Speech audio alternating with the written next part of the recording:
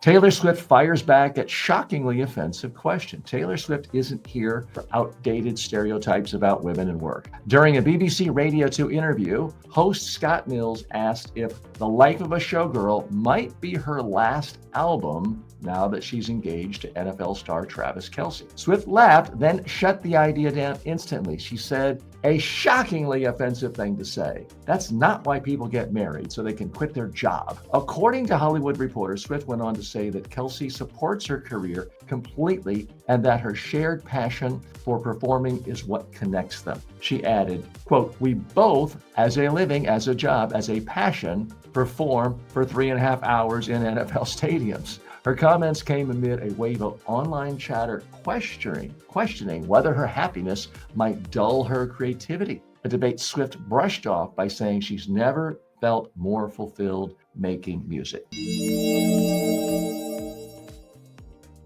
So what's the real message here? Taylor Swift is media savvy. She has built a fantastic brand reputation for herself. People love her throughout the world. She does it by being very selective in the media, and she never really makes big mistakes in the media. By saying this was shockingly offensive, she put a spotlight on something, but not in any way that makes it bad. Let's dig a little deeper, and let me reveal to you why I wanted to talk about this. Because whether you are a pop star, whether you are a candidate running for city council for the first time, whether you are a 22-year-old promoting a self-published book, there is a chance you can be on a talk show or a podcast like this one and get interviewed. And if there's something interesting there, it gets turned into other stories. It gets quoted, it gets pulled out of the context of the interview, and it gets a lot more attention. Now, this particular quote, shockingly offensive, she said, again, I don't think it's really controversial what she said. Someone asked her, are you basically going to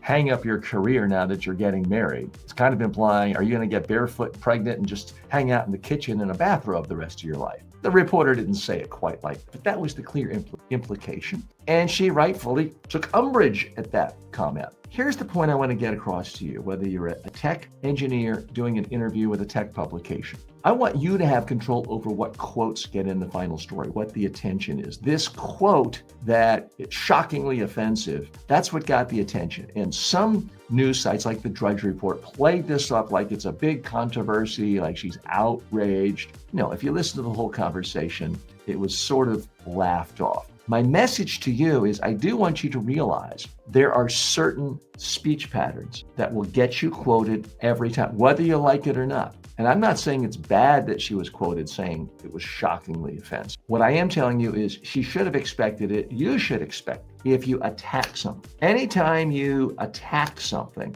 the media love it because it's controversy. Controversy sells. It always has. It always will. Because it's an implied attack. Attacks are emotional. People like to talk about what's the best beat to be on if you're a reporter. Covering war, that's how people get their reputations. What's the second best beat to be on if you're a reporter? National political campaigns, because you got people attacking every day. So controversy is good for the media. They like it. They will give you attention. So by saying something is offensive, regardless of whether it is or isn't, regardless of how extreme, makes it more quotable. When you say something is shockingly offensive, you're putting an emotional component, you're putting an enhancer. So it's an attack, a second attack, and it's putting in personal emotion. So you essentially have three soundbite elements in one word. Now, did Taylor Swift plan this? I seriously doubt it. Is it anything that will hurt her career in any way?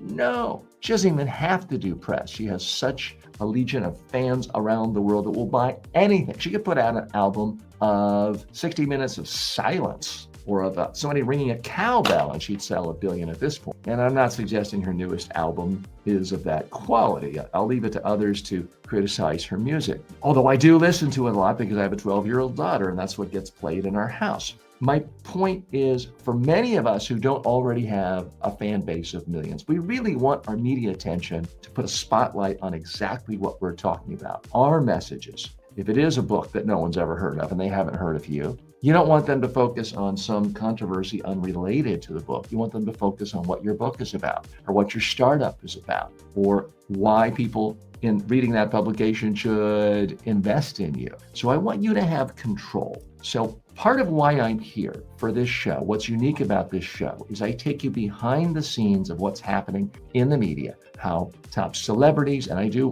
not work with Taylor Swift, but I have worked with major singing stars in the world, recording artists, and Hollywood stars, presidents of countries, prime ministers. I coach them right before they go on these interviews to figure out, okay, what's our message? How do we get the exact quote we want? So part of the skill is planning in advance how to either add an attack, how to add emotion to your key point, how to add an analogy, add a cliche. These are all things reporters love quoting you on. But the other half of the battle is figuring out what not to say so that you don't get quoted off message. So I'll tell you what Taylor Swift should have said if she didn't want this to be the pull quote, the headline. She could have simply, when asked the question, and I'm paraphrasing, Taylor Swift, many of your fans are concerned this will be your last album because now that you're engaged, you'll be getting married, having kids, and you'll be staying home. She could have simply chuckled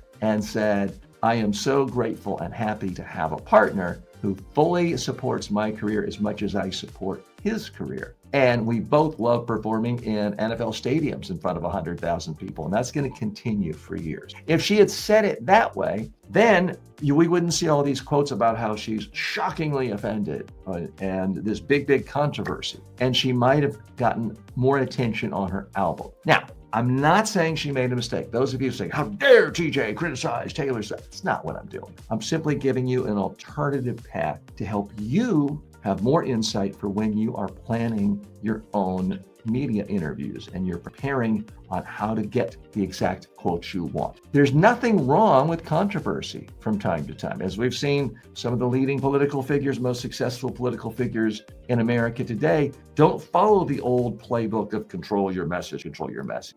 It is possible in at least one political party to say things off traditional messages with the idea of constantly generating more and more controversy to get more attention, to get people to focus on you, regardless of what the message is. That can sometimes work for celebrities as well. Now, Taylor Swift is, I don't want to say notoriously because that has negative connotations. She is known for having a pretty strict, regimented media control system. She's just not one of these stars who just does 200 interviews before every new release or every new tour. She does like control. And you know what? It has worked wonderfully for her. I am not in any way suggesting she's done it wrong. But I do want you to learn from what you see in the media and understand why it's happened. When you see a quote like shockingly offensive, it's not because reporters or editors are against Taylor Swift or trying to make her look bad or anything else.